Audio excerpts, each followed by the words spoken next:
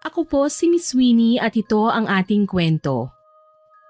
Minsan, ang karahasan pa ang nagiging dahilan kung bakit nasisira ang masayang pagsasama ng dalawang taong nagmamahalan. Dito kasi nasusukat kung gaano kahalaga sa isang tao ang kanyang minamahal. Sa kaso ng aking ibabahagi sa inyo, Miss Winnie, masasabi kong ito po ang perpektong halimbawa ng isang nasirang pagsasama. Ako po si Delice, 45 anyos. Ang kwentong ibabahagi ko po ay nangyari noong ako ay dalaga pa lamang, taong 2000. Tungkol ito sa kapitbahay namin noon na sina Ate Carmen at Kuya Fidel. Bagong kasalang dalawa nang manirahan sila sa barangay namin. Yung bahay nila katabi rin ng bahay namin.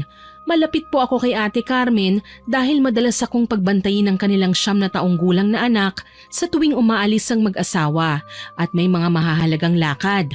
Ako ang naiiwan sa kanilang bahay kaya tumutulong na rin ako lalo na't arawan nila akong binabayaran. Malaking bagay po yun sa akin bilang estudyante. Masaya din naman na magtrabaho kina Ate Carmen eh. Mabuti silang mag-asawa at parehong mabait. Sa katunayan, palagi pa silang concerned sa akin. Halos araw-araw binibigyan nila ako ng payo. Naku, ikaw Delice ha? Huwag ka munang magbo-boyfriend. Panggulo lang yan sa pag-aaral mo. Tsaka ka na makipagrelasyon kung nakapagtapos ka na ng pag-aaral. Opo naman ate, ang hirap kaya ng buhay. Tapos magbo-boyfriend na ako kagad. Naku, baka mamaya ako pang bumuhay sa lalaking yun. Kailangan may matinuna muna akong trabaho para makatulong sa pamilya ko. Tapos kung magkakajowa na ako, pipiliin ko yung boss ko para mapera. Yan, tama yan Delice. Kailangan piliin mo yung mayaman. Para naman maambunan din kami ng swerte. Alam mo Fidel, nakakahiya ka. Talagang ibubugaw mo pa si Delice ha? Naku, wag kang ganyan. Bunsong kapatid na natin yan. At tagapagbantay pa ng prinsesa natin. Ate, alam ko naman pong biruan lang natin ito ni Kuya. Hayaan mo na. Minsan lang din ako mangarap na may mayaman na boyfriend eh. Sus, kayo talaga?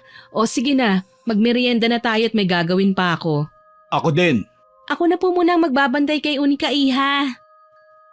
Saad ko sa kanya. Sa araw-araw na nakakasama ko sina Kuya Fidel at Ate Carmen, napagtanto ko kung gaano kasaya silang kasama. Larawan ng isang mapagmahal at puno ng pag-asang pamilya. Kaso lang may mga pagkakataon talaga na hindi natin inaasahan. Kinausap ako ni Ate Carmen isang araw. Magpapasama siya sa palengke para mamili ng mga pansahog sa lulutuin niyang masarap na putahe. Tuwing linggo talaga ganun ang mag-asawa. Nagbabanding sa araw na wala silang pasok. Ako naman, mula Lunes hanggang Biyernes, pang night classes ako. At saka hindi naman sumpungin ang anak nila. Pumayag ako dahil mabilis lang naman mamalengke noon si Ate Carmen. Nakalista na kasi ang lahat ng bibilhin niya eh.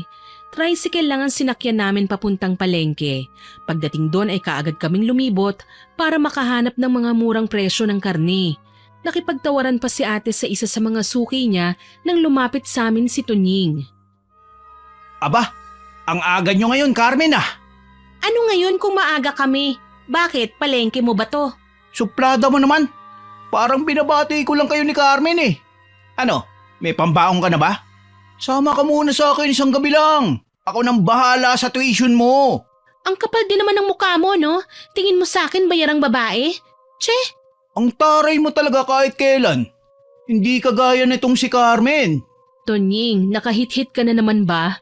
Naku, kung ako sa'yo wag kang pagala-gala rito. Matsyempohan ka ng mga pulis. Baka ako pa nga magturo sa kanila na nandito ka. Aba, wag naman kayong ganyan. Porke may asawa ka na Carmen, ang taas na ng tingin mo sa sarili mo. Bakit? Malaki ba katawan niyang asawa mo? May muscle ba na kagaya ng sakin? Ha? Alam mo, Tonying, gwapo ka naman eh. Pwede kang magustuhan ng alaga ko kung aayusin mo lang yung buhay mo. Ngek, ayoko nga sa kanya ate. Hindi na nga naliligo, marami pang kaaway. Oh, narinig mo yon Tonying? Kaya sige na, umalis ka na. Huwag ka nang lalapit pa dito sa amin ha. Ang aarte nyo. May araw din kayo sa akin, oy. Yan ang paghandaan nyo. Hindi namin pinansin ang mga sinabing yon ni Tunying, Miss Winnie. Ilang beses na nga ba naming nakasagupa sa salitaan si Tunying, hindi na mabilang. Narayang pauwi na rin kami at patakbong lalapit sa amin si Tunying. Sa pagkakataong ito, napapansin ko ng malagkit ang tingin niya kay ate. Carmen, pauwi na ba kayo? Tulungan na kita, Carmen. Hindi na kailangan, kaya kong magbuhat. Ikaw talaga. Ang sungit mo naman. Ilang beses ko na bang sasabihin sa'yo na huwag kang lalapit sa amin? Iwasan mo na kami, pwede ba? Ayaw mo ba talaga sa akin, Carmen? Gusto mong sampalin kita? Nakakahiya ka, Tunying. Utang na loob ha, tigilan mo na ako. May asawa na ako. Hindi ko magagawa yung sinasabi mo. Gusto kita. At nakahanda akong burahin sa mundo ang asawa mo. Makasama ka lang. Baliw ka, adik! Dabog na tinalikuran kagad namin si Tunying na noon ay nanlulumo sa mga sinabi ni ate. Kahit naman ako matataranta sa sinabi niya eh. May asawa na si Ate Carmen pero kung suyuin ni Tunying, para bang dalaga pa ang babae. Tinataasan ko na lang siya ng kilay at pinagmamasdan mula ulo hanggang paa bilang pagpaparating na wala siyang karapatang manuyo dahil wala siyang pag-asa. Si ate naman nanggigigil habang nakasakay na kami sa tricycle. Hindi siya makapaniwala na sa mismong harapan ko, sinuyo siya ng kilalang adik sa lugar namin. Huwag mo na sanang mabanggit kay Kuya Fidel mo ang nangyari kanina ha. Ayokong magalit siya at pagbantaan si Tunying. Huwag kang mag-alala ate, hindi ko sasabihin. Gago din pala yung Tunying na yan eh. Kadiri siya. Naging adik yon dahil maraming pambili ng droga. Dati ko siyang kaklase. Noon pa man kilala ko ng bulakbol si Tunying. Lahat nga ng mga babae sa klase namin niligawan niya eh. Pero walang may gustong maging boyfriend siya. Mabait sana yan si Tunying eh kapag hindi nakahit-hit. Pero kapag nakadrugs na yon masahol pa sa demonyo. Kaya nga siya na-kick out dati sa eskwelahan namin eh. Eh kasi ba naman kinain niya ng buhay ang alagang parot ni Mrs. Valencia, yung teacher namin? Eh loko-loko pala ang taong yun ate. Naku, kinakausap din ako ng baliw na yon, lalo na kapag nag-iisa ako. Eh mabuti na lang talaga hindi rin ako nagpapapatol sa kanya. Hay nako, sobrang loko-loko ang taong yun. Kaya nga ayoko nang mapalapit sa kanya eh. Baka kung ano pa ang magawa niya sa atin. Alam mo naman basta mga adik, hindi sila natatakot man lang na kumatay ng tao anumang oras nilang gustuhin. Nakakatakot naman pala ang taong yun. Di bale ate, gagawin ko ang lahat. Hindi na makakalapit sa atin ang lalaking yun. Sa susunod na mamalengke tayo, malayo pa lang ipapaalam ko na sa'yo na nasa paligid lang ang hinayupak na Tunying na yun. Salamat, Delisa. Wala pong anuman. Kaano man naming kagustong iwasan si Tunying, tila ba inaabangan niya kami ng sadya sa palengke. Nakabuntot na siya sa simula hanggang sa matapos na kaming mamili. Tuloy inis na inis si ate at napapadalas na ang pangiinsulto niya kay Tunying. Noong una, akala ko tangang tambay lang siya sa kalsada na wala siyang binatbat sa amin. Akala ko siya ang taong pwedeng lait-laitin at pagsabihan ng masasakit na salita. Pareho kasi kami ni Ate Carmen eh. Hindi namin magawang tanggapin sa sistema namin na kakilala namin si Tunying. Kaso lang may mga tao pala na kahit gaano kababa sa tingin natin, hindi natin dapat na kinukutya. Dapat sana hindi ako nagpakampante. Dahil kasi sa mga banatan namin ng insulto kay Tunying, nagtanim na pala siya ng sama ng loob sa amin. At ang masama pa doon, ginamit niya ang pagiging adik para malamangan niya kami. Ang nakakapanlumo pa, nandamay siya ng mga kasama. Gabi yun nang magpaalam ako kina Ate Carmen at Kuya Fidel na uuwi na. Hindi naman kalayuan ang bahay namin, kaso lang nag-aalala sila sa akin. Ayaw nila akong pauwiin lalo na't nag-iisa na lang ako. Maaga pa raw silang aalis kinaumagahan, kaya pinatawagan na lamang ni Ate Carmen ang aking mga magulang para ipaalam na sasabay sila sa akin bukas. Dito ka na lang muna, Delis. Sabay na tayo bukas. Huwag kang mag-alala, pumayag naman ng mama mo na bukas ng umaga ka na uuwi. Delikado na kasi kung pauuwiin ka pa namin ngayon, gayong pwede ka namang matulog dito. Sige po ate, okay lang naman din po sa akin yun. Tsaka para na rin safe ako, bukas na ako uuwi.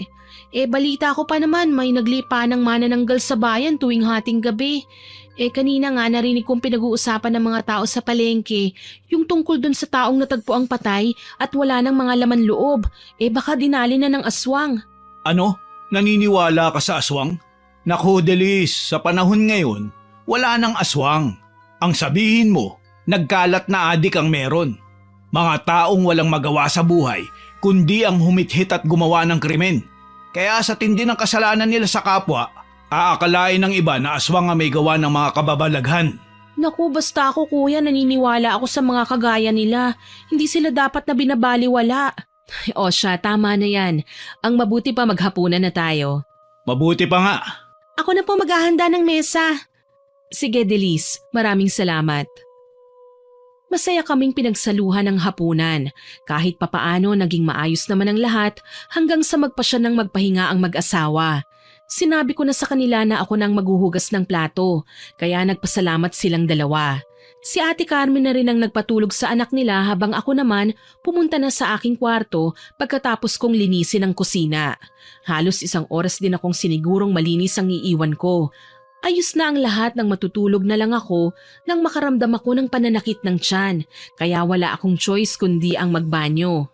Nasa labas ng bahay nila ang CR hiwalay sa kanilang tahanan. Doon ako pumunta at saglit na tinugunan ng tawag ng kalikasan.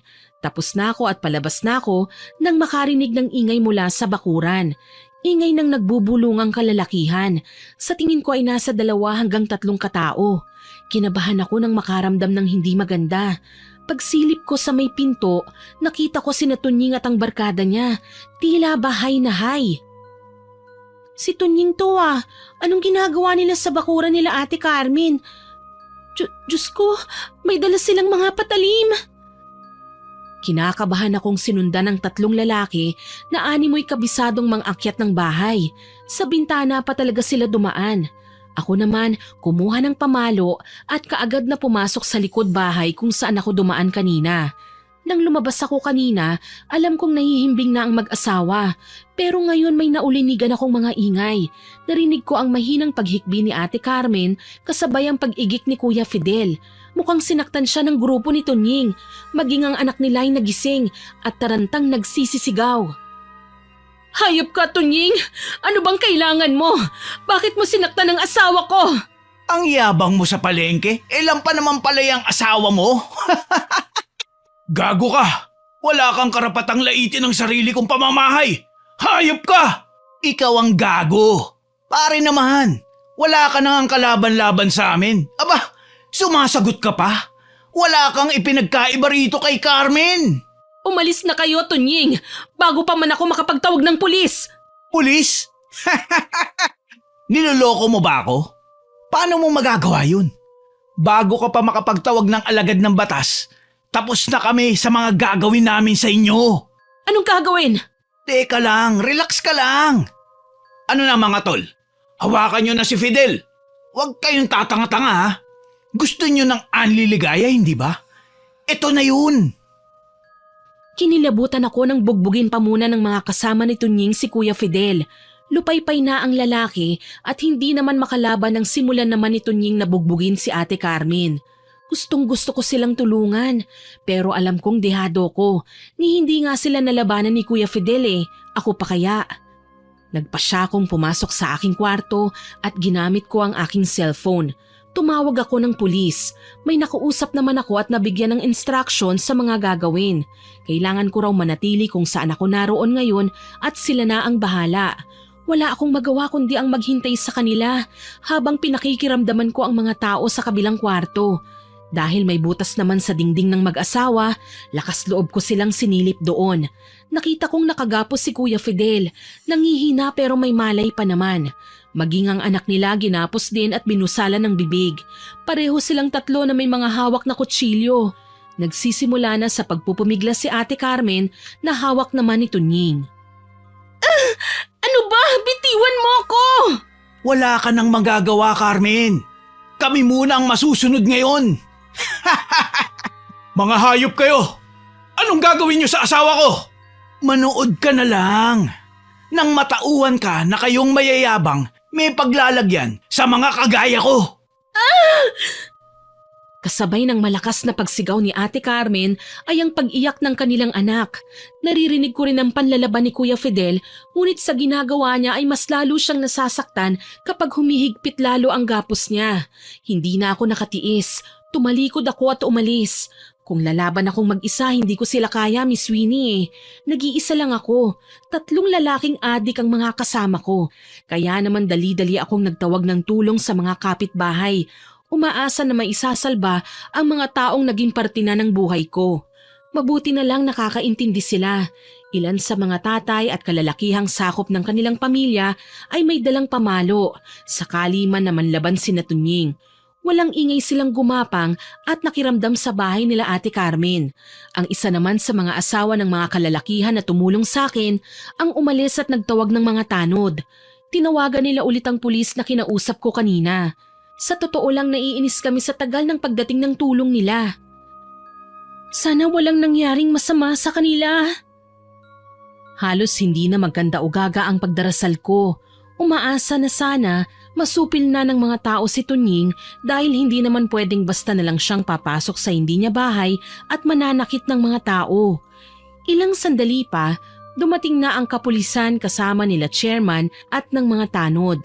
Isa sa mga matatapang na alagad ng batas ang patiyad na gumapang papasok hanggang sa mapagtagumpayan niyang maipatumba ang dalawa sa kasama ni Tunying. Gago! Sino nagpapasok sa'yo dito? Hinayupak na pulis! Sumuko ka na, Tunying! Nandito na sa labas ang mga alagad ng batas! Hayop ka, Dilis! Pakialamera! Bakit akala mo ba may magagawa ang pagbabayanihan mo?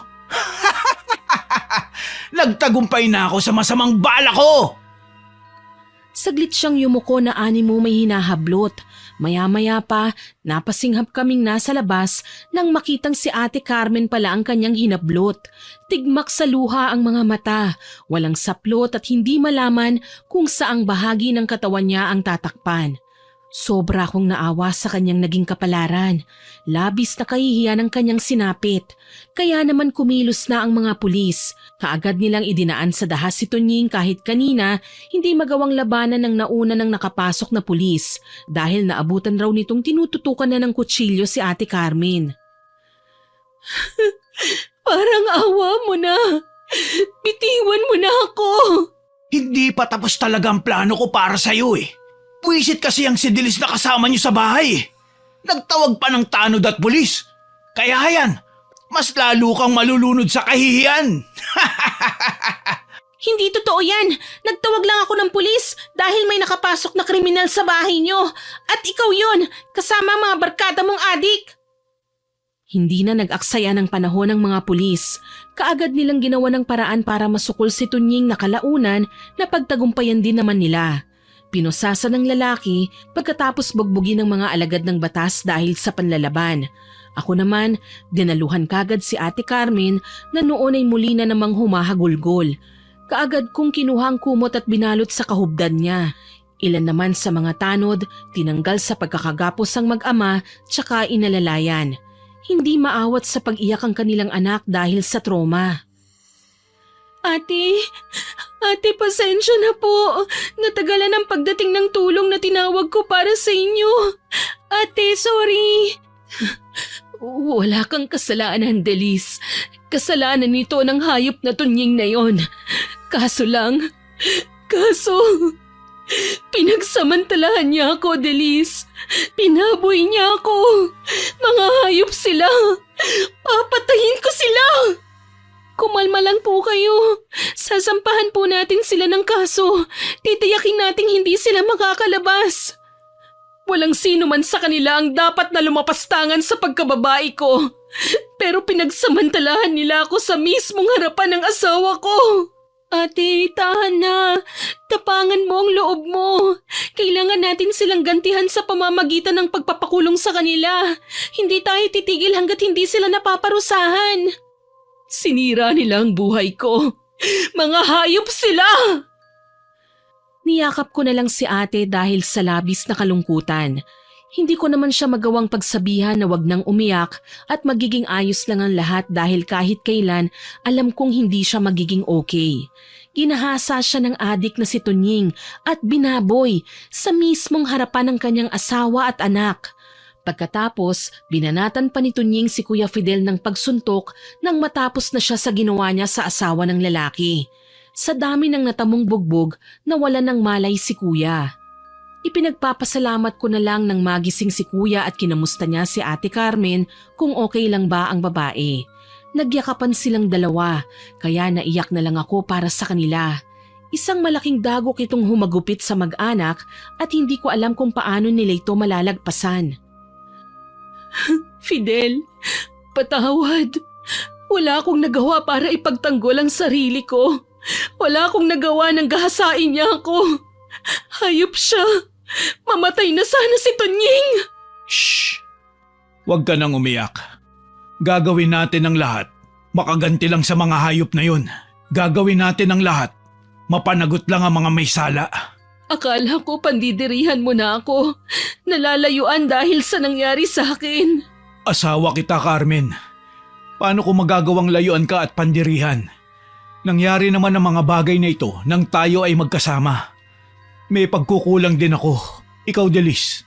Mabuti at nakapagtago ka. Pagkatapos ko pong maghugas ng pinagkainan at linisin ang kusina, nagbanyo po ako.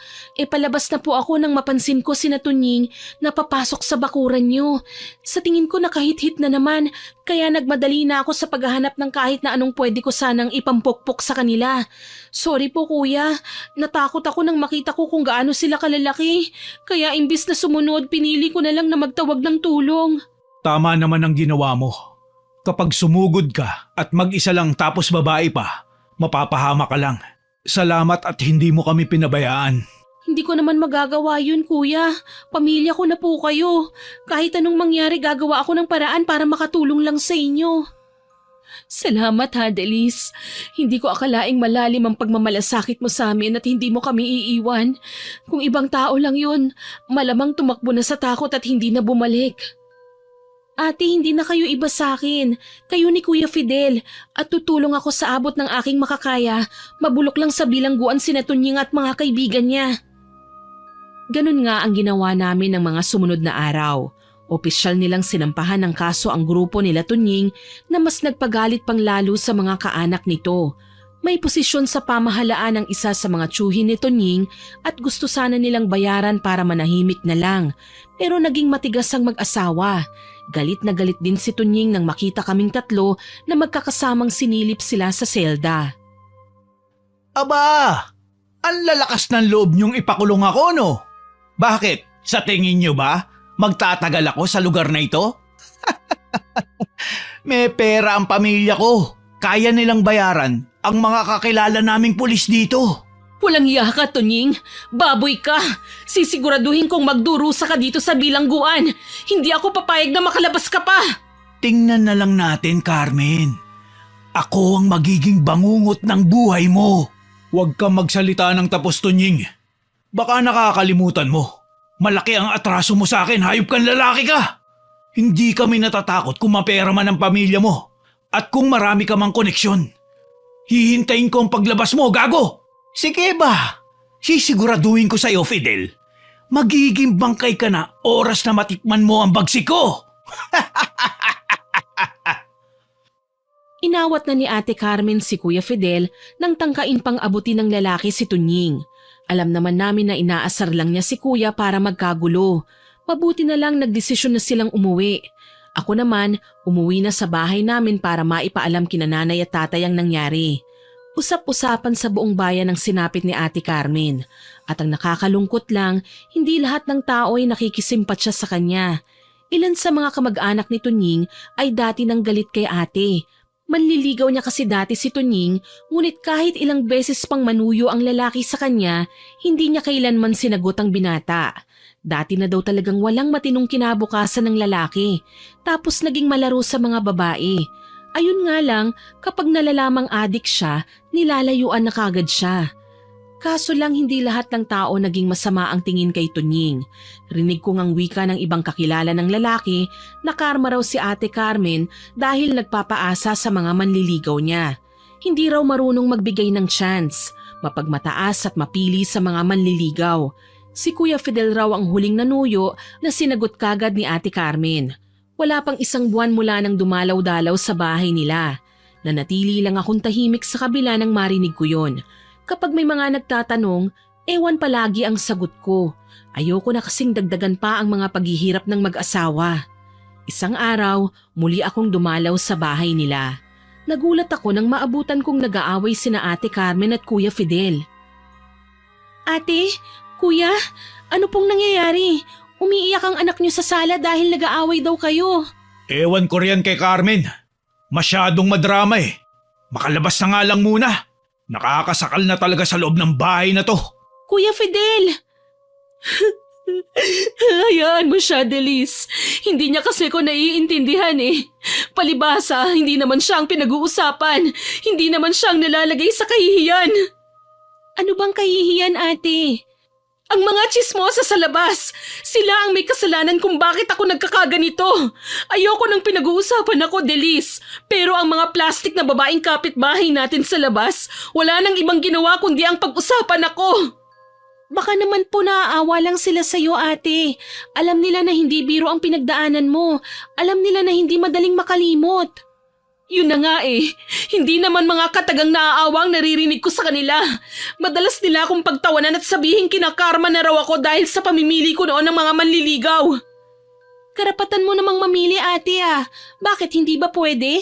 Dahil lang sa ayaw nila? Eh mga baliw pala sila eh.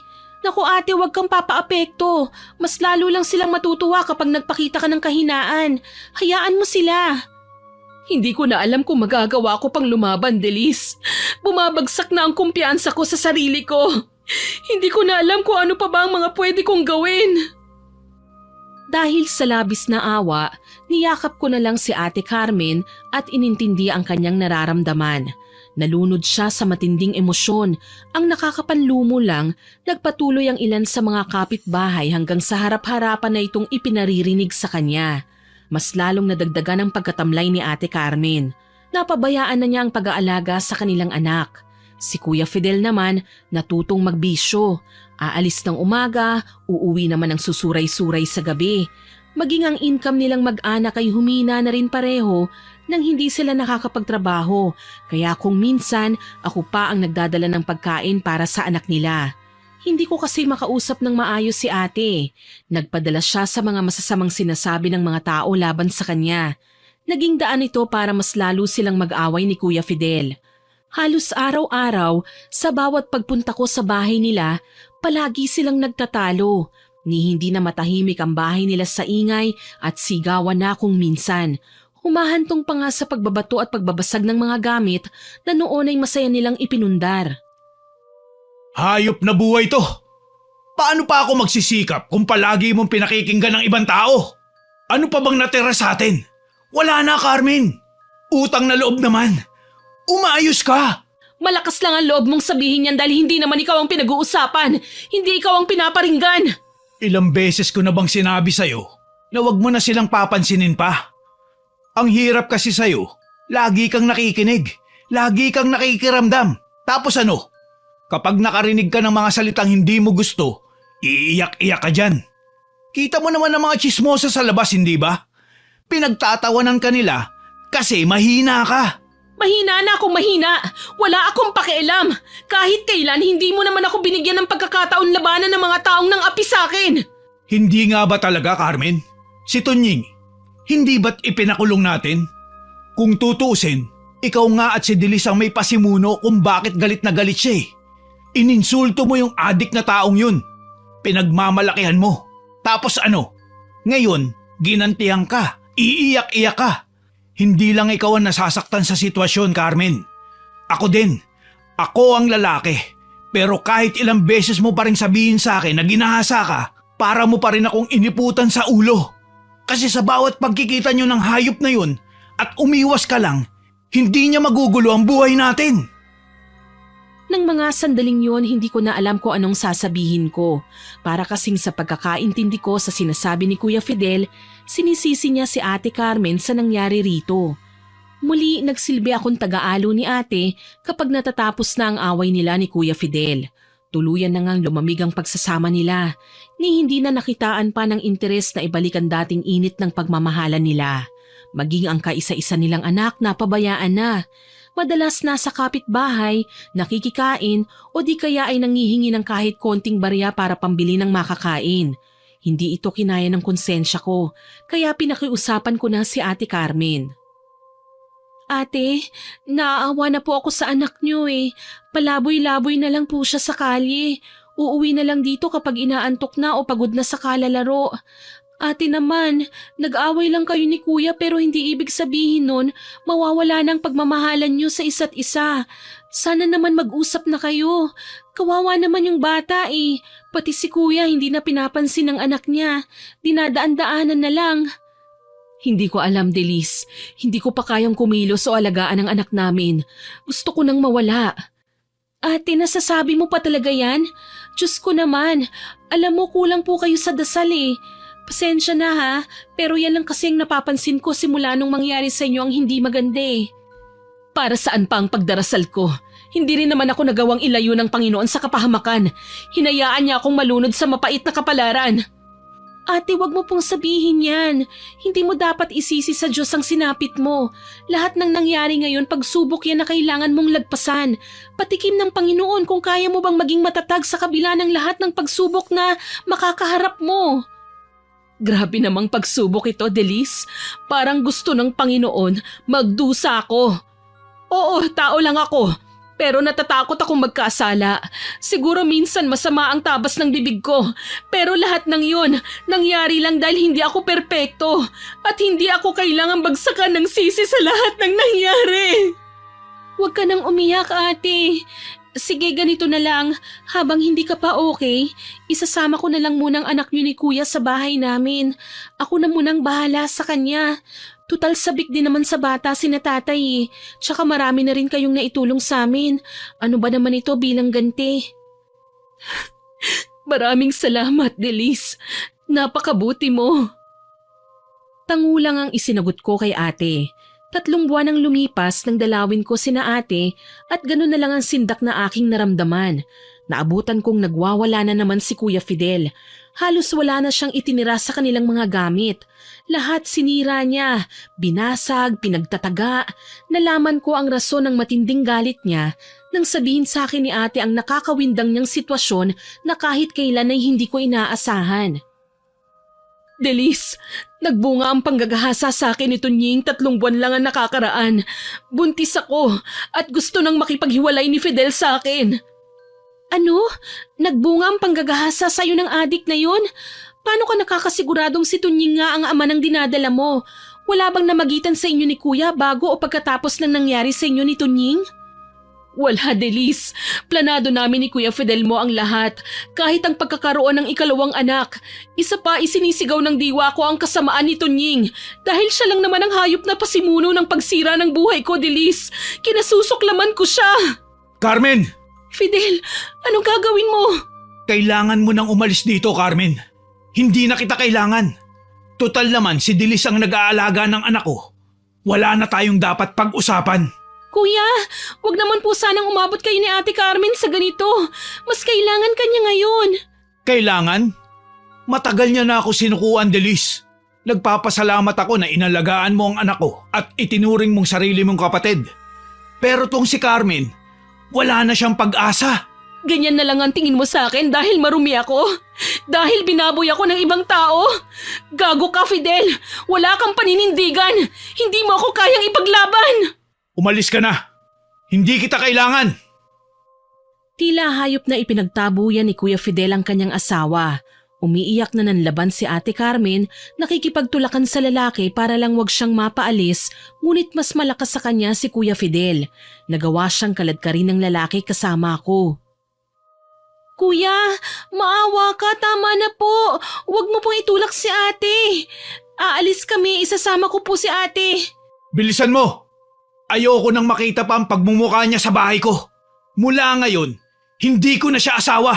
Kuya, mali naman yata na ito ang gagawin mong solusyon sa problema niyo ni ate. Tumahimik ka, Delis. Huwag mong pakikialaman ang desisyon ko. Mag-asawa tayo, Fidel. Ibabasura mo ako ng ganun na lang? Hayop ka! Binigay ko sa'yo ang lahat! Nagsawa na ako sa kakapasensya sa'yo, Carmen. Tama na ang pagiging isang mabuting asawa ko sa'yo. Wala din naman nangyayaring pagbabago eh. Pinalalakas ko ang loob mo, pero hindi mo yung pinahahalagahan. Hindi na mabilang kung ilang beses kang sumuko eh. Paano naman ako? Sige na, umalis ka na. Hindi na kita kailangan. Alam ko pong hindi lang masabi ni Kuya Fidel pero hindi niya matanggap ang sanggol na dinadala ni Ate Carmen. Kita naman sa mukha niya ang inis at disgusto habang pinagmamasdan ng impis na tiyan ng kanyang asawa. Umiiyak man, pinilit ko pa rin si Ate Carmen na umalis. Dinala ko siya sa bahay namin. Mas lalo siyang napahagulgol nang makitang anak niya sa puder namin. Anak, pasensya ka na ha. Hindi ko na naisalba pa ang pamilya natin. Tuluyan na itong nasira. Itinaboy na ako ng papa mo. Ate, tahan na. May susunod na araw pa naman. Balikan natin si kuya. Alam kong naguguluhan lang siya sa mga nangyayari ngayon. Pero pangako, magkakabalikan din kayo. Hindi ko alam, Delis. Nasasaktan ako sa kamalasang nangyayari sa pamilya namin. Ang pinakakawawa ay ang anak ko. Ate, sa bawat ulan sisikat din ang araw. Nahihirapan ka man ngayon, bukas mas magiging maayos ng lahat. Iyak lang ang itinugo ni Ate Carmen sa lahat ng aking sinabi. Makalipas ang ilang araw, pinili ni ate ang umusad sa buhay. Gaano man siya nahihirapan.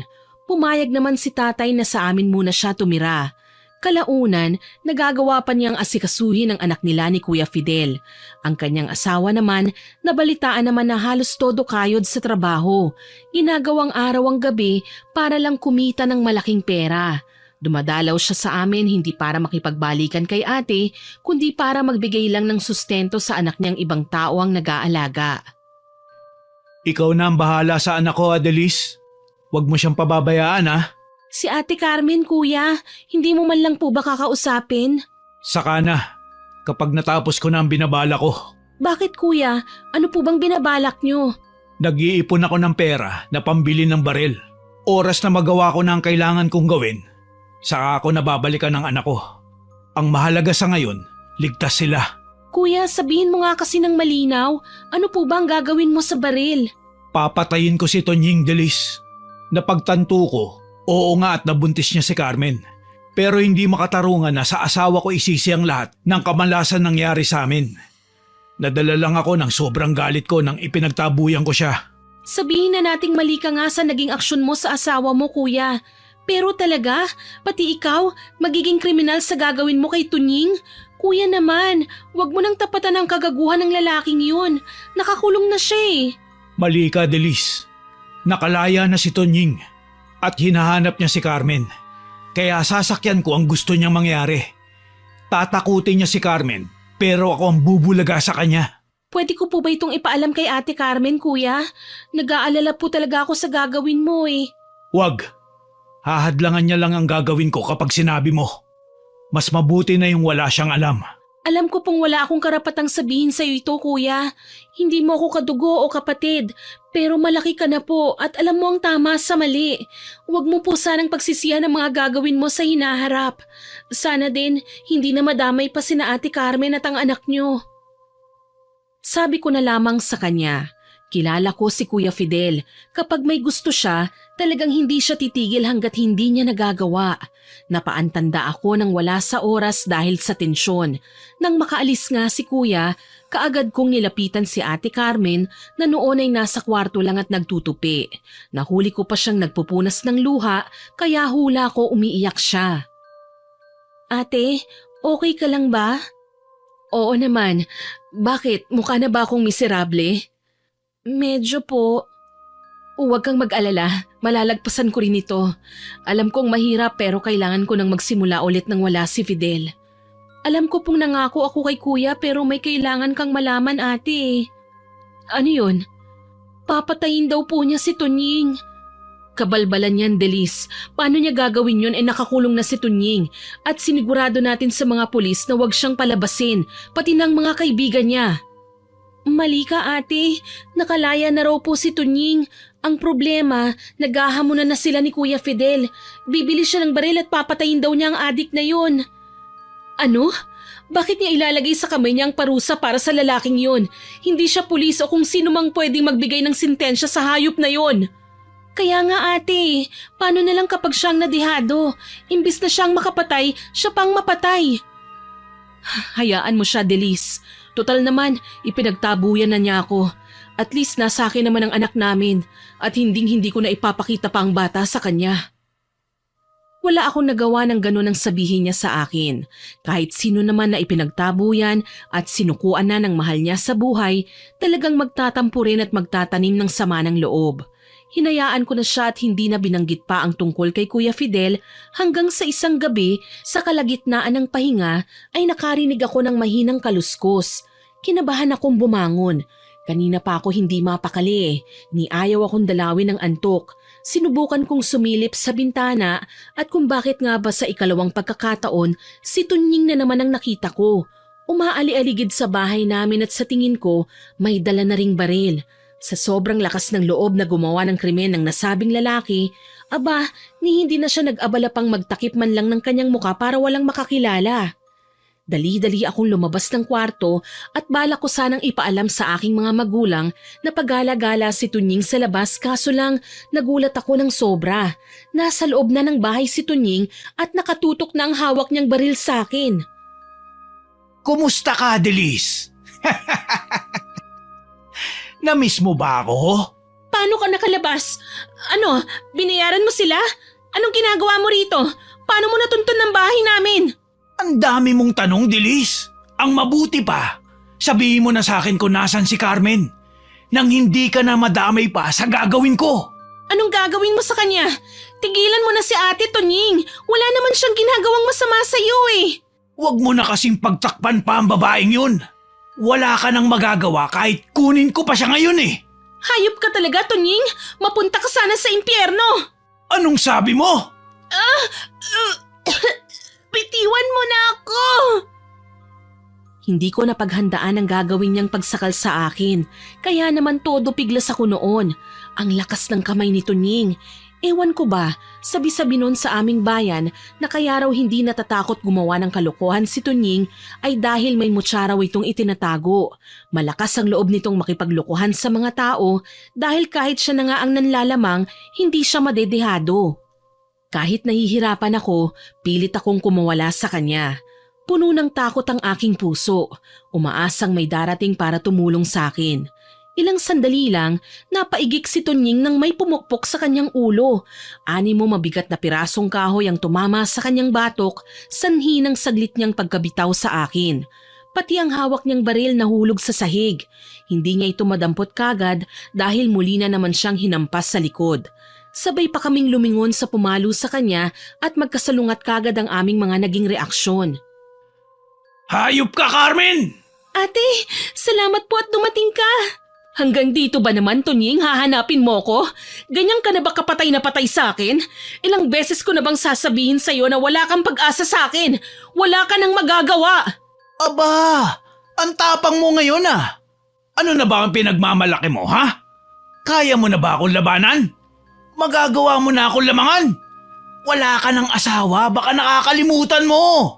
Sinira mo ang buhay ko at ikaw ang dahilan kung bakit lumayo sa akin ang asawa ko.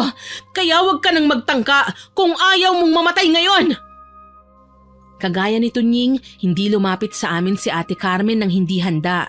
Iniangat niya ang kanyang kamay at nakita ang hawak niyang kutsilyo. Gulat na gulat ako noon. Halos hindi ko na nga masabi kung si Ate Carmen pa ba ang kaharap ko. Tila nawala siya sa katinuan habang gigil na hinahabol si Tunying ng kutsilyo. Papatayin kita, Tunying! Hindi kita mapapatawad sa ginawa mo sa akin! Sisiguraduhin kong sa impyerno ang bagsak mo! Hindi mo ko kaya, Carmen! Mas malakas ako sa'yo! Walang iya ka! Mamamatay ka na! Napasigaw ako nang iumang ni Ate Carmen ang hawak niyang kutsilyo kay Tunying. Ang balak niya, gawaran ng saksakang lalaki. Kaso lang nasangga ni Tunying ang braso niya. Malutong pang humalakhak sa harapan niya ang lalaki tsaka aktong babaliin ang kanyang braso. Napatili sa sakit si Ate Carmen. Bitiwan mo ako, hayop ka! Kahit kailan hindi ako papayag na magtagumpay ka! Mas malakas ako sa'yo, Carmen! Nakalimutan mo na ba? Nagtagumpay na ako sa bala ko sa'yo! At ngayon, mukhang maaangkin naman kita! Wala ka ng asawa! Wala nang kakampi at magtatanggol sa'yo! Hayop ka! Mamatay ka na! Ate, mag-iingat ka! Itakas mo na ang nanay at tatay mo pati ng anak ko! Bilisan mo! Ako na ang haharap sa walang yang ito! Papatayin ko siya! Hindi ka magtatagumpay, Carmen! Muling humalakhak si Tunying at dinampot ang tumilapon niyang baril sa sahig. Mabilis niya itong tinutok sa babae. Ipuputok pa nga sana ng lalaki ang baril, kaso lang hindi ito pumutok. Mura ng mura si Tunying at halos hindi na magkanda o gaga sa kaaayos ng kanyang baril. Nang sinubukan niya itong iputok sa ere, ayun, naglabasan naman ng bala. Nakangisi siyang hinarap ni Ate Carmen. Putya! May isa maligno kaya atang babae ka! Bakit? Natatakot ka? Kahit demonyo ka pa, hindi ako matatakot na ibalik ka sa lugar ng pinagmulan mo! Ikaw ang demonyo sa ating dalawa, Tunying. Ikaw ang dapat na mapupunta sa impyerno. Sa laki ng naging kasalanan mo sa akin, dapat nga pinaparusahan ka na sa kaharian mo. Kung mapaparusahan man ako doon, di mas mabuting isama na lang kita! Nakahanda na si Tunying na patayin si Ate Carmen. Isang kutsilyo ang kinuha niya sa tagiliran at nakakasiguro ang lalaki hindi napapalya ang kutsilyo, hindi kagaya sa baril na mukhang may kinakampihan. Kaso lang, bago pa man mangyari ang lahat, nagulantang na sila. Biglang bumukas ang pinto at pumasok si Kuya Fidel na noon ay nangangalit ang bagang na nilapitan si Tunying. Ilang araw na kitang hinahanap, gago ka! Tapos dito lang pala kita makikita! Kalma lang, pare! Gusto lang kitang unahan sa asawa mo! Aba, sa ilang buwan niyo kong ipinakulong, hindi na ako nakatikim pa ng babae! Anong tingin mo sa asawa ko? Para sa lahat? Diyan ka nagkakamali, Tunying. Ako na ang huhukom sa'yo. Sa impyerno ka na babagsak! Di subukan natin! Dahil sa likas na kay Tunying ang pagiging tuso, mabilis niyang dinaganan si Kuya Fidel at pinagsusuntok. Nakuha ko naman ang pagkakataong yon para tumakas. Hinila ko naman si Ate Carmen na natutulala habang nakikitang nakikipaglaban ng kanyang asawa sa demonyo na sumira ng kanyang buhay. Sinubukan ko pang tunguhin ang kwarto nila nanay at tatay para kunin sana sila at nang sabay na kaming lumabas. Ngunit sinabi ni ate na nakalabas na raw ang mga magulang ko kasama ang anak niya. Ibig sabihin, nakakutob na rin si ate ng mga sandaling yun. Nangangatog na lumabas kami at nakipagyakapan sa mga magulang ko na noon ay nagtatawag na ng tulong. Sa katunayan, sila pa ang tumawag kay Kuya Fidel na nataong pauwi pa lang mula sa kung saan. Napasigaw kami nang makarinig ng sunod-sunod na putok ng baril. Kailangan kong puntahan si Fidel. Tutulungan ko ang asawa ko. Hindi pwedeng wala man lang akong gawin. Ate, wag, delikado. Baka kung mapano ka sa loob.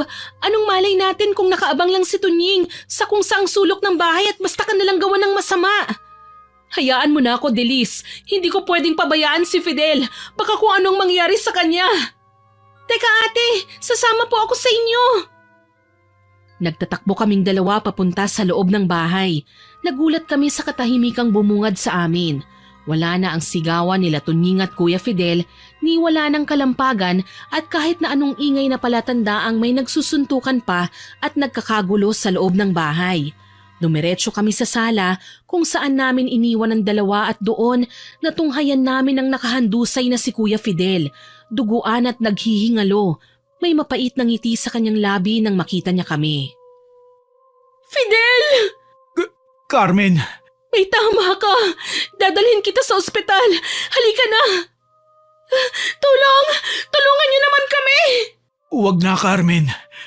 Sa dami ng nagawa kong kasalanan sa'yo, hindi ko alam kung pati ako, mapapatawad ko pa ang sarili ko. Napagsalitaan pa kita ng hindi maganda. Huwag mo munang isipin yun. Kailangan mong mabuhay. Nandito lang kami ng anak mo. Ano ka ba? Mag-iingat ka. Natamaan ko si Tunying pero hindi ko siya napuruhan. Nakataka siya.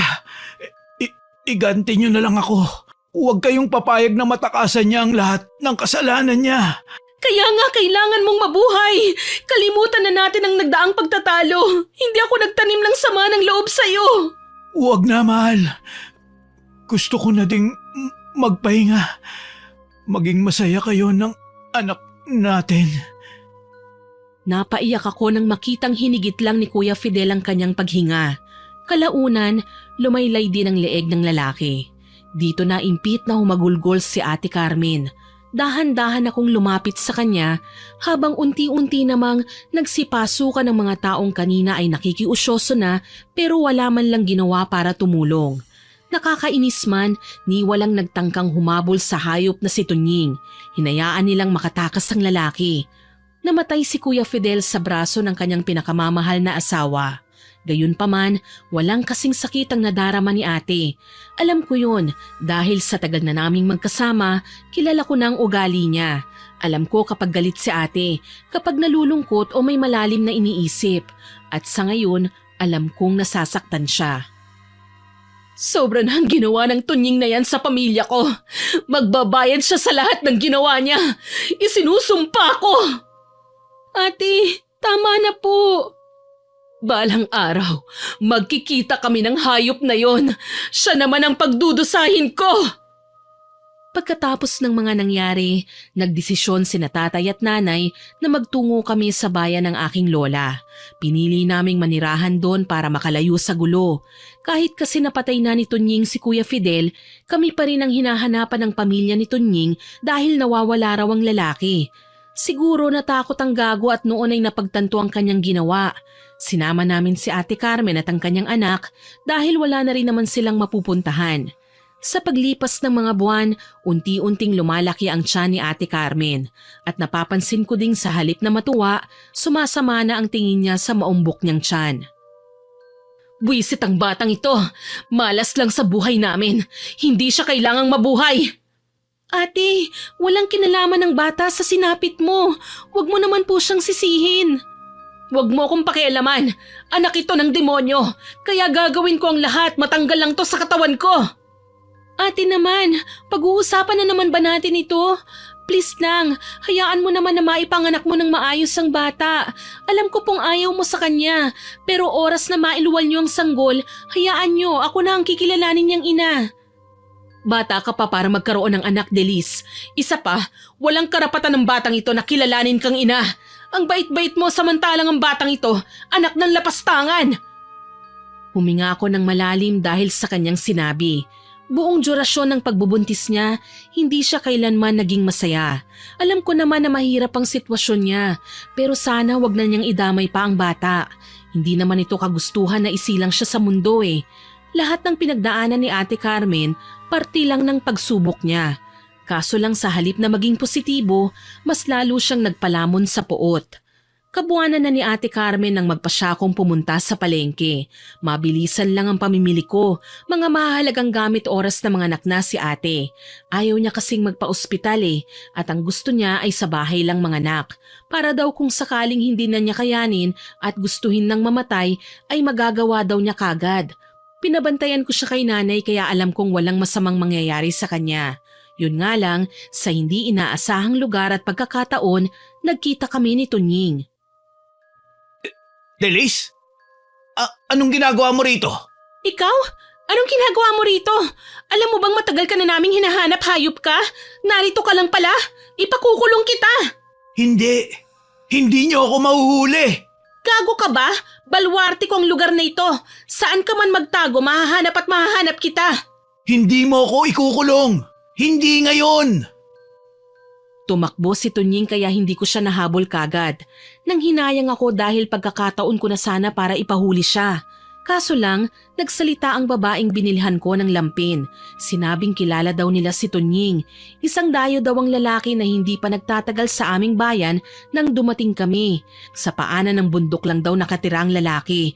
Kasamang isang bulag na babaeng kasintahan nito kahit may katandaan na para lang may matuluyan. Napangiti ako at nagpasalamat.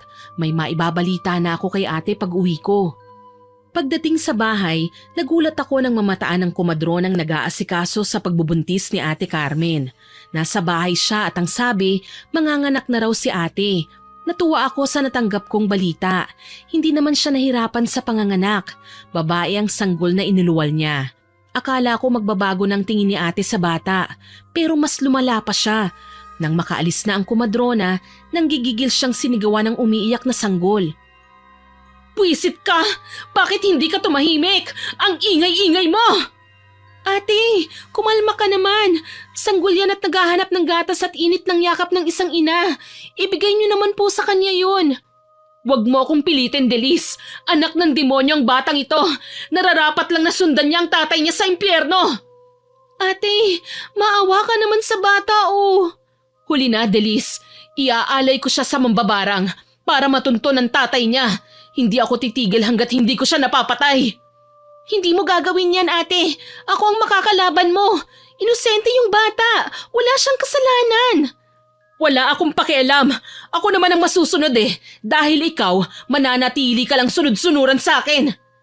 Talaga bang nilamon na ng kasamaan ang pag-iisip mo, ate? Sa ginagawa mo, mas masahol ka pa kay Tunying. Sumigaw lang si Ate Carmen nang makipag-away ako sa kanya. Sa unang pagkakataon, naging masama ang tingin ko sa kanya. Sa totoo lang, gusto ko na siyang sumbatan dahil literal na lumayo sa kanya ang loob ng anak nila ni Kuya Fidel. Mas malapit pa ang bata sa nanay at tatay ko. Tapos ngayon, ganito pa ang ipapakita niyang pag-uugali. Pinahiran ko ang aking luha sa mga mata at nagsalita. Alam ko na kung nasan si Tunying. Kung gusto mo siyang gantihan, siya na lang. Huwag mo nang idamay ang bata. Wala siyang kaalam-alam sa mga ginawa ng ama niya sa'yo. Hindi rin gugustuhin ni Kuya Fidel na paghigantihan mo ang bata. Lalo na't hindi naman ito kayang gumawa ng masama laban sa'yo. Sabihin mo sa akin ngayon kung nasan ang hayop na yon. Kailangan kong maisagawa ang paghihiganti. Hindi ako papayag na maging normal pa ang buhay niya pagkatapos nito. Anong gagawin mo, ate? Lalapit ako sa isang kilalang mambabarang. Kay Aling Maria? Ate, oo nga't mambabarang ang matandang yun, pero hindi siya nagpapabayad bilang kapalit. Dugo mo ang hihingin niya at iaalay na tao para maisagawa ang gusto mo. Problema ba yun? Narito ang bata na pwede kong ibigay sa mambabarang para mamatay na ang lalaking tinik sa buhay ko. Nasapo ko ang ulo ko sa labis na kawalan ng pag-asa. Alam ko naman na hindi ko siya magagawang kausapin talaga ng matino, kaya hindi ko na siya papatulan pa. Ang mahalaga, mabantayan ko lang ang bata. Kaso may mga pagkakataon talaga na kinakailangan kong umalis para maghanap ng mapagkakakitaan. Dala na din noong nangyari sa amin sa pagkamatay ni Kuya Fidel na hinto na ako sa pag-aaral. Ako na lang ang inaasahan nila nanay at tatay. Sa tuwing tumatawag naman ako, sinasabi nilang okay lang daw si ate at palaging karga ang bata. Ni hindi nga raw pinapaalagaan sa kanila. Ang mas nakakatuwa pa dun, hindi na umiiyak ang bata. Siguro dahil nasa bisig na siya ng kanyang ina. Makalipas ang 1 buwan, umuwi ako sa bahay. Nabalitaan kong nagkasakit si Tunying kaya sinubukan ko siyang puntahan sa tinutuluyan niya kahit alam kong magugulat siya. Pero ako ang literal na nagulat sa naging itsura niya. Nakaratay sa kama si Tunying, Miss Winnie. Nilalangaw ang kanyang buong katawan. Kung tutuusin, halos nakadikit na nga sa balat niya ang pino at maliliit na langaw na makikita mo lang sa kalabaw. Sinisip-sip ng mga ito ang dugo niya at ang mas nakakasulasok pa, nangangamoy patay na siya kahit buhay na buhay pa. Anong nangyari sa'yo, Tunying?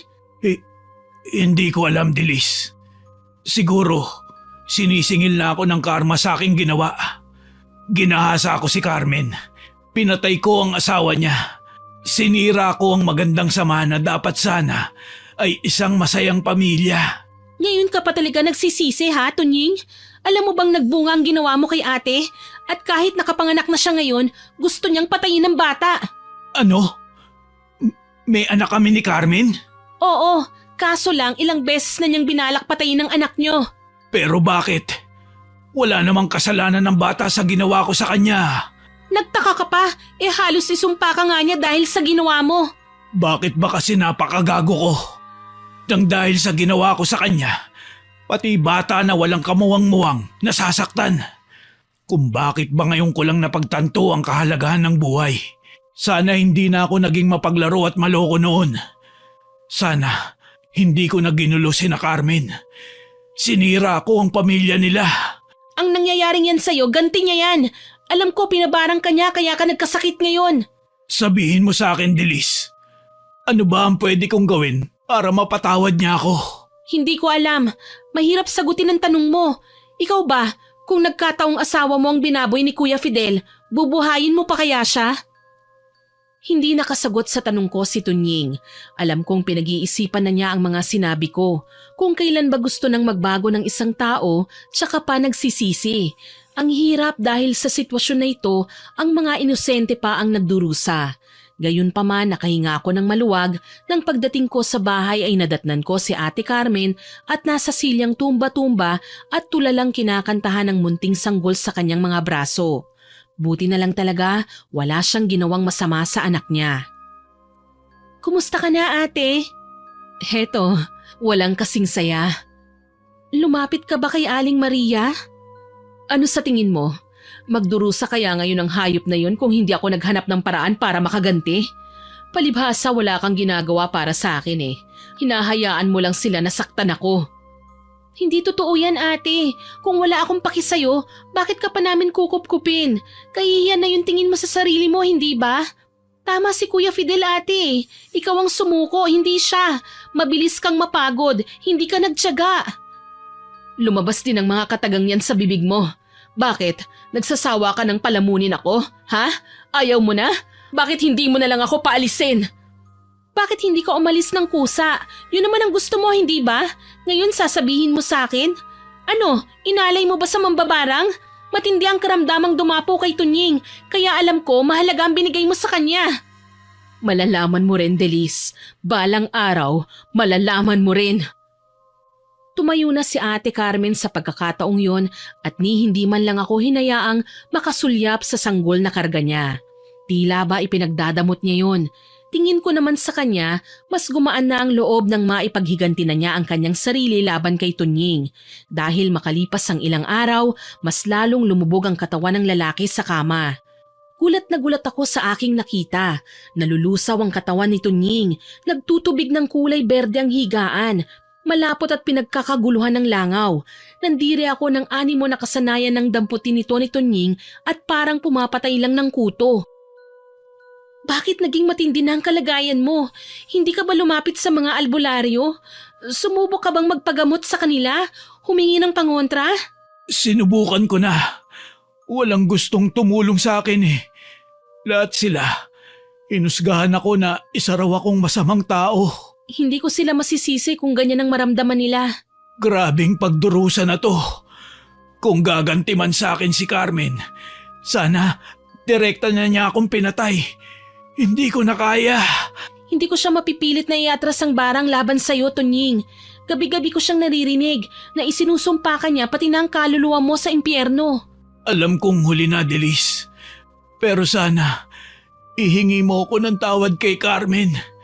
Na sana, maging masaya siya sa kung ano ang meron siya ngayon. Maikli lang ang buhay. Iyon ang napagtanto ko. Sana, huwag niyang ubusin ang sandali sa puot at paghihiganti. Lagi namang nasa huli ang pagsisisi eh. At hindi mo mararamdaman ang pagsisisi kung hindi ka pa naghihirap ngayon. Pero susubukan kong ipaabot sa kanyang mensahe mo, Tunying. Alam kong masama ka. Nalulong sa masamang bisyo at nakalimutan mong maging makatao. Kaya maski ako hindi ko alam kung maaawa ko sa iyo eh. At hindi ko rin alam kung magagawa kanyang patawarin. May mga balik ang ginawa natin sa kapwa, Tunying. At malamang ito na yon. Ang tanging magagawa ko lang ay subukang kausapin si Ate Carmen. Magdasal ka na rin at humingi ng tawad sa Panginoon. Yun lang ang maipapayo ko sa iyo. Humagulgol ng iyak si Tunying matapos ang pag-uusap naming yun. Hindi ko alam na yun na pala ang huli kong pagkakataon na mabisita siya. Dahil makalipas lang ang ilang araw, pumanaw si Tunying. Naisip ko kung bakit naging masama si Tunying. Malamang ay hindi naging maganda ang kabataan niya noon. Naging mahirap sa kanya ang maging mabuting tao dahil nga sa mga taong nakapaligid sa kanya. Laylay ang balikat na umuwi ako sa aming bahay. Napakunot-noo ako nang makitang maraming tao sa labas at mukhang nagkakagulo.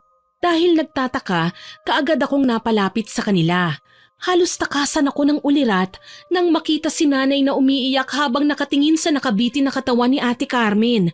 Nagbigti ang babae at hindi nang hinayang sa dapat sana ay magandang balita para sa kanya na ibabalita ko.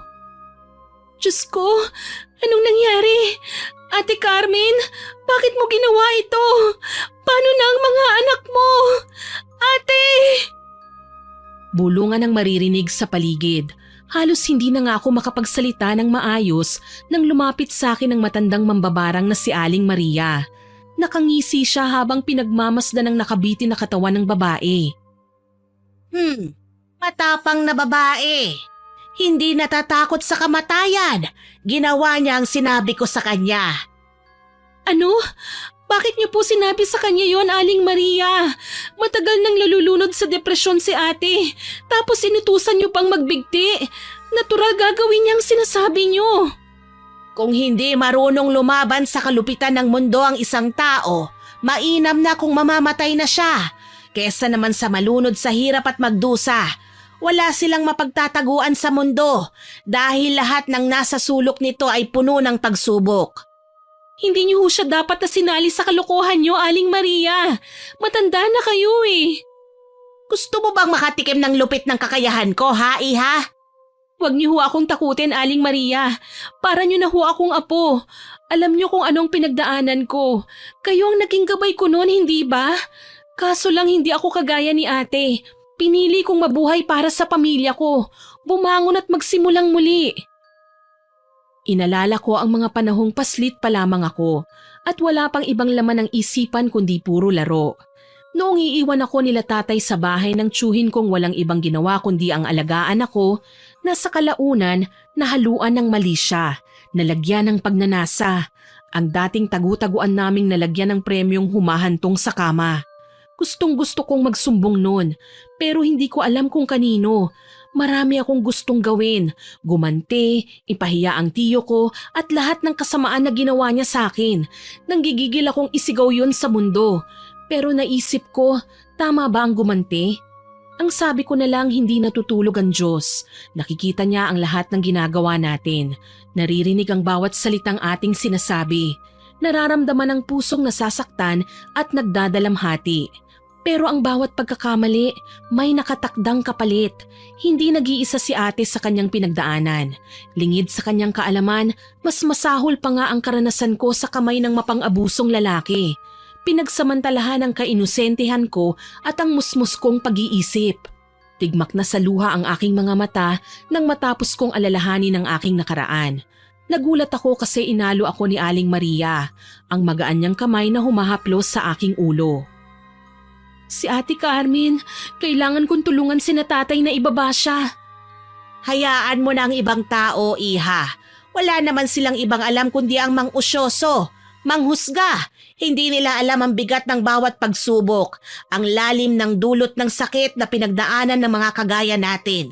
Ikaw, ako, si Carmen. Tingin nila tayo na ang masasama, tayo na ang kinatatakutan.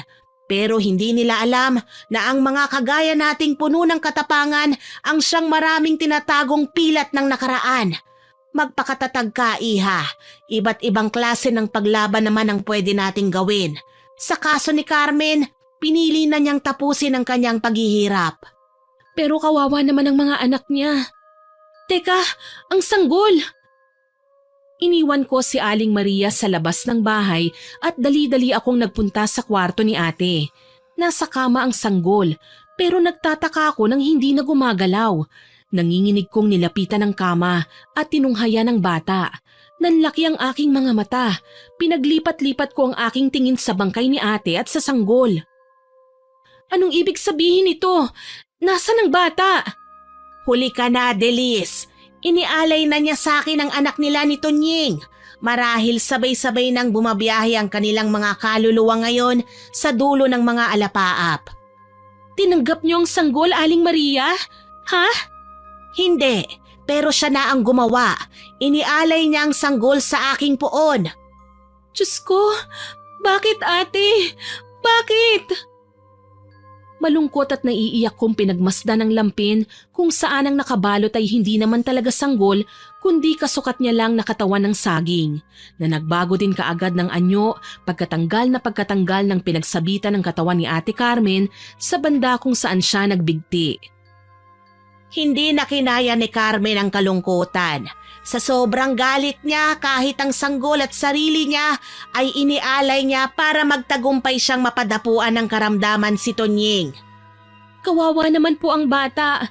Ang panganay niya maaga ring naulila. Wala na tayong magagawa kundi tanggapin na lang ang mga nangyari, iha. Alam mong isa akong mambabarang, pero kahit kailan, hindi ako magsisisi sa ginagawad kong kaparusahan. Binabarang ko lang ang mga taong walang konsensya kagaya ng tiyo mo. Naalala ko ang naging karamdaman ni Tiyo nang magdalaga na ako. Kagayang-kagaya yon sa nangyari din kay Tunying. Buhay pa lang pero nalulusaw na. Parang nagiging nana. Nakakadiri, mabaho at nilalangaw. Tandan-tanda ko pa nung humingi ng tawad sa akin si Tiyo, naghihingalo na siya. Dala ng matinding galit, hindi ko siya pinatawad. Nagtanim ako ng sama ng loob sa kanya. Pero ngayon, napakaraming bagay ang napagtanto ko. Una, ang maging mapagkumbaba. Ikalawa, ang magpatawad. Mahirap sabihin ngunit kailangang subukan. Ikatlo, ang pagtanggap. Lahat ng iyon taglay ko na ngayon. Pumapatak ang luhang bumulong ako sa hangin. Alam kong may katagalan na pero Tiyo, pinapatawad na kita. Sumalangit nawa ang iyong kaluluwa kasama nila Tunying, Ate Carmen at Kuya Fidel. Maging ang bagong silang na sanggol. Tama yan, Iha. Yan ang magpapalaya sa'yo. Ang tanggapin mo ang mga nangyari at itago ang alaala ng nakaraan, kapulutan ng aral at magsilbing gabay hindi para sa'yo, kundi para sa mga taong kagaya mo. Salamat po, Aling Maria. Masama man ang naging dating ng pagkamatay ni ate para sa akin. Alam ko namang desisyon niya yon at wala na tayong magagawa pa ron. Ipagdasal na lang natin sila. Tanging nasabi ko na lamang sa kanya. Bago ko makalimutan, si Aling Maria din ang tumulong sa akin noon na makapaghiganti kay Tiyo. Binarang niya ang taong naging tinik sa buhay ko. Dahil sa kanya nakausad ako. Nakalimutan ang mga masalimuot na kahapon. Isa po akong biktima ng karahasan, panggagahasa, Miss Winnie. Pero lumalaban at sa mga taong nakaranas ng kagaya ng sa akin, hindi pa huli ang lahat. May oras pa para lumaban, itama ang mali at bumangon sa pagkakalugmok ng sakit na naranasan. Sa ngayon dalaga pa rin po ako, hindi na ako nag-asawa at naging nanay na lamang ako ng anak ni Ate Carmen. Hanggang dito na lamang po, more power po sa inyong channel at God bless.